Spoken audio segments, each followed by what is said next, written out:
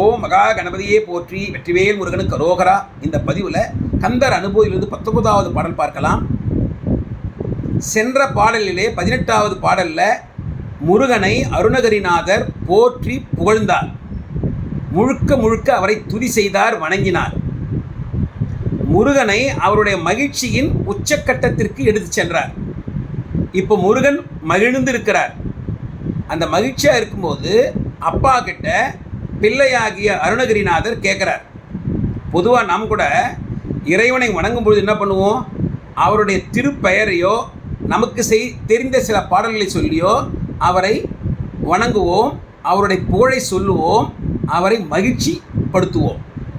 அவர் மகிழ்ச்சியாக இருக்கும் பொழுது எப்படி ஒரு குழந்தை அப்பா அம்மா கிட்ட கேட்குமோ அந்த மாதிரி நம்ம கேட்போம். அவர் நமக்கு அது கொடுத்துருவார். ஏன்னா அவர் மகிழ்ச்சியாக இருக்கார், கொடுத்துருவார். அவரோட பெருமை அவருக்கு தெரியும், நம்ம சொல்லி தான் அவருக்கு தெரியும்னு அவசியம் இல்லை. ஆனால் அவருக்கு என்ன நினைப்பார்? நம்ம குழந்தை இவ்வளோ பேசுகிறானே அப்படின்னு ஒரு சந்தோஷம். அந்த சந்தோஷத்தில் இந்த குழந்தை கஷ்டப்படக்கூடாதுன்னு சொல்லி அந்த கஷ்டத்தெல்லாம் போக்கிடுவார். அந்த மாதிரி இப்போது மகிழ்ச்சியாக இருக்கிற முருகன்கிட்ட அருணகிரிநாதர் தேவையை சொல்லுகின்றார். அந்த பாடல் நம்ம பார்க்க போகிற பாடல் மிக மிக முக்கியமான பாடல். நாம் அனைவரும் தினந்தோறும் பாட வேண்டிய பாடல். பாடலை பார்க்கலாம். வடிவும் தனமும் மனமும் குணமும் குடியும் குலமும் குடி போகியவா அடி அந்தம் இலா அயில்வேல் அரசே மிடி என்றொரு பாவி வெளிப்படினே. மிடி என்று ஒரு பாவி வெளிப்படினே. மிடி வறுமை. இந்த வறுமை மிக மிக கொடுமையானது. ஆகவே தான் அதை பாவிங்கிறார். அந்த வறுமைன்னு ஒன்று வந்துடுச்சுன்னா நமக்கு என்னென்ன பிரச்சனைலாம் வரும் அப்படின்னு சொல்கிறார் பாருங்க. 6 விஷயங்கள் சொல்லியிருக்கார். வடிவம், தனம், மனம், குணம், குடி, குலம். இந்த 6 விஷயமும் குடி போகியவா. நம் குடியை விட்டு வெளியேறி போச்சு, மலையேறி போச்சு, விட்டு விலகி போயிடுச்சு. நம்மை விட்டு இந்த 6 விஷயங்களும், இந்த மிடின்ற வறுமை நம்மை வாட்டும் பொழுது, வறுமை கொடியது, அது பாவி, அது நம்மளை வாட்டும் பொழுது இந்த 6 விஷயங்களும் நம்மை விட்டு போயிடுச்சு. என்னென்ன இந்த 6 விஷயம்? முதல்ல வடிவம். வறுமைன்னு இருக்கும்போது சில சமயம் சாப்பாடு கூட கிடைக்காது, அவ்வளோ கஷ்டம்.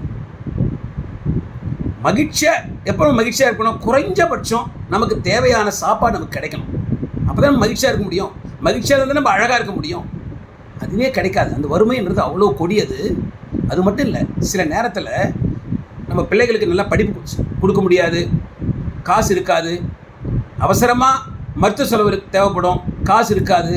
இந்த மனம் அப்படியே உழன்று போகும், அயர்ந்து போகும், அவ்வளவு கஷ்டப்படும் வறுமையில். ஆகவே நமது அழகும் நம்மை விட்டு ஓடும். வடிவு போயிடுச்சு. அடுத்தது தனம். நாம் சேர்த்து வைத்திருக்கின்ற பொருள், செல்வம் நம்மை விட்டு சென்று விட்டது. அது போனதுனால நம்மக்கிட்ட சாப்பிட்றதுக்கு கூட வழி இல்லை, தனம் போயிடுச்சு. மனமும் குணமும். மனசு படாது பாடுபடும். எப்பவுமே சந்தோஷம், நமக்கு தேவையான பொருள் இருக்கும் பொழுது ஓரளவுக்கு மனசு சந்தோஷமாக இருக்கும். இப்போ எதுவுமே இருக்காது, நல்லது நினச்சி கூட பார்க்காது. நல்லதே நினைத்து கொண்டிருந்த மனது இப்பொழுது அந்த நல்ல நினைவிலே இருக்காது, நம்மளை விட்டு போயிடுச்சு. அடுத்தது குணம். நல்லவன் பேர் எடுத்த அந்த நல்ல குணத்துக்கு உரியவன், அப்படியாப்பட்டவன் இந்த வறுமைன்னு வரும்பொழுது அந்த குணம் அவனை விட்டு போயிடும். எப்படி? அவனுக்கு சாப்பிட்றதுக்கு காசு இல்லை, மருத்துவ செலவுக்கு காசு இல்லை, பிள்ளைகளுக்கு படிப்பு கொடுக்க முடியல, எதையுமே பண்ண முடியல, மனசு அவ்வளோ கஷ்டப்படுது, எல்லாம் போயிடுச்சு. அப்போ என்ன பண்ணுவான்? அவன் நல்ல நிலையில் சென்று கொண்டிருந்த அந்த குணம் தீய வழியில் செல்ல ஆரம்பிக்கும். தீய சிந்தனை வந்துடும் அவனை, தீய சிந்தனை பிடிச்சிக்கும் அவனை. அப்படி போகும்போது என்ன ஆகும்? அவனோட குணம் தீய வழிக்கு போயிடுச்சு, நல்ல குணம் தீய குணமாக ஆயிடுச்சு. அப்படி அந்த தீய வழியில் சென்ற குணத்தால் அவன் தீய செயல்களை செய்கின்றான். அந்த தீய செயல்களை செய்வதனால் என்ன ஆச்சு? குடியும் குலமும், குடிப்பெருமையும் போச்சு, குலப்பெருமையும் போச்சு. குடிப்பெருமையே என்ன? நமது பெற்றோர்கள், அவருடைய பெற்றோர்கள், அவருடைய பெற்றோர்கள், இந்த படிப்படியாக பரம்பரையாக நமது முன்னோர்கள் நல்லதையே செய்து நல்ல நிலையில் சென்று அவர்கள் சேர்த்து வைத்த அந்த பெருமை போயிடுச்சு. பரம்பரை பெருமை, குடிப்பெருமை போயிடுச்சு. அது மட்டும் இல்லை, அந்த குடிப்பெருமை போன உடனே நாம் ஒரு சமூகத்தை சேர்ந்திருக்கிறோம். அந்த சமூகத்தில் இருக்கிற அந்த பெருமையும் போச்சு. இவன் இப்படி இருந்த குடும்பம், இது இப்படி போயிடுச்சு, இவனால் அது கெட்டுச்சு. நாமே நமது குலப்பெருமையும் குடிப்பெருமையும் கெடுப்பதற்கு காரணமாகி விடுகின்றோம். இந்த குடிப்பெருமை போச்சு, குலப்பெருமை போச்சு. எப்போ இந்த மிடி என்று ஒரு பாவி வெளிப்படினேன். வறுமை வாழ்கின்ற அந்த நாட்களில் வறுமை நம்மை வாட்டும் பொழுது இவ்வளவு எல்லாமே போச்சு. எதுவுமே நம்மக்கிட்ட இல்லை. இந்த குறையை முருகன் சொல்றார். அந்த முருகன் எப்படியாப்பட்டவர்? அடி அந்தம் இலா அயில்வேல் அரசே. அயில்வேல் கூர்மையான வேலை உடையவன், வேலாயுத கடவுள், வேலுக்கு அரசன். அவன் எல்லோருக்கும் அரசன், வேலாயுதத்தை ஏந்தியவன், வேலாயுத கடவுள். அந்த வேலை கொண்டு எல்லாம் அவனுக்கு வெற்றியே. அவ்வளவு நிலையில் இருக்கிறவன். அவன் எப்படியாப்பட்டவன்? அடி அந்தம் இலா. அடி தொடக்கம், ஆரம்பம், அந்தம் முடிவு. ரெண்டு விஷயம் இங்கே பார்க்கணும் நம்ம. அடி அந்தம் இலா, பிறப்பும் இல்லாதவன் இறப்பும் இல்லாதவன். இது ரொம்ப எளிமை, எப்பவுமே இருக்கிறவன். அது மட்டும் இல்லை, ஆரம்பம் இல்லை முடிவும் இல்லை. இது ஒரு அளவு பார்த்தோம்னா அவர் எங்கிருந்து ஆரம்பிக்கிறார், எங்கே போய் முடிகிறார் காலத்தினாலும் சொல்ல முடியாது. ஆரம்பம், பிறப்பு இறப்பு இல்லைன்னா காலத்தின் மூலமாக அவருக்கு ஆரம்பமும் இல்லை முடிவும் இல்லை. வேற விதமாக அவருடைய வடிவத்துக்கு அவர் எங்கும் பரவி இருக்கிறார், எங்கும் வியாபித்திருக்கிறார், எல்லார் உள்ளத்திலும் கலந்திருக்கிறார். அப்படி இருக்கும்போது இந்த அண்டங்களை கடந்தும் இருக்கிறார். அப்படி இருக்க அளவு இருக்கா? அடியும் இல்லை, அந்தமும் இல்லை, ஆரம்பமும் இல்லை, முடிவும் இல்லை, பிறப்பும் இல்லை, இறப்பும் இல்லை, எதுவுமே இல்லை, எங்கும் இருக்கிறார். எல்லா இடத்திலும் வியாபித்திருக்கிற முருகா, நான் உன்னுடைய பக்தன், உன்னுடைய அடியவன். நீ அயல்வேலை வச்சுட்டு இருக்க, கூர்மையான வேலை வச்சுட்டு இருக்க, வெற்றி தரக்கூடிய வேலை வச்சுட்டு இருக்க. அப்படி இருக்கும் பொழுது உன்னுடைய பக்தன் நான், எனக்கு இந்த வறுமை வாட்டலாமா?